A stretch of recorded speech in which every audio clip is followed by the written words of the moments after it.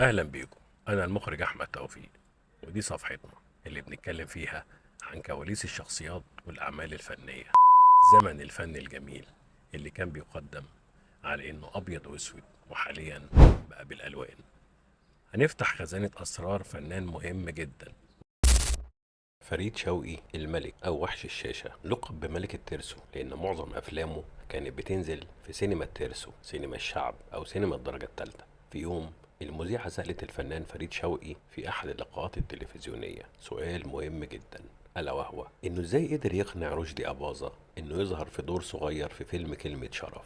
رد فناننا فريد شوقي: أنا أحسن واحد يعرف يتعامل مع رشدي لأني معايا مفاتيحه. المذيعة ازبهلت، راح مكمل كلامه وقال لها: انا رحت لرشدي اباظة وقلت له يا رشدي، عندي دور مفيش حد يعرف يعمله غيرك، تفتكر مين يقدر يخوف احمد مظهر ويرعش فريد شوقي غيرك انت يا رشدي؟ رشدي اخد نفس عميق من سيجارته وتخيل المشهد. رحت مكمل: عارف بقى لبسك هيبقى عامل ازاي؟ بدلة عسكرية مليانة نياشين وكاب وعصاية تحت باطك، أول ما تنزل من العربية الموسيقى العسكرية هتعزف لك.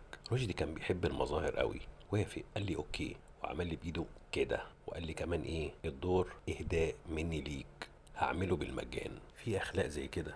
فيلم كلمة شرف قصة حقيقية من ملفات مصلحة السجون، فكرة اللي هو أحمد شوقي أخو الفنان فريد شوقي اللي أشغل منصب مأمور مصلحة السجون لفترة. يحكي الفيلم عن سالم أبو النجا أو فريد شوقي، سجين اعتاد الهروب لإثبات براءته لزوجته قبل وفاتها، وكل ما يحاول يهرب السلطات تلاحقه وتعيده للسجن مرة تانية، إلا إن مدير السجن اللي قام بدوره الفنان أحمد مظهر سمح له بالخروج على مسؤوليته الشخصية بعد ما تفهم موقفه، وبالفعل خرج ورجع قبل مرور مفتش عام السجون عليه نظرا لخطورته. الفيلم كان سبب لتعديل قانون مصلحة السجون بالسماح للمساجين بالخروج للحالات الإنسانية لبضع ساعات بصحبة الحراسة، وده عظمة الفن، إنه يقدر يوصل للمأساة ويقدر كمان يتوصل لحل يرضي جميع الأطراف.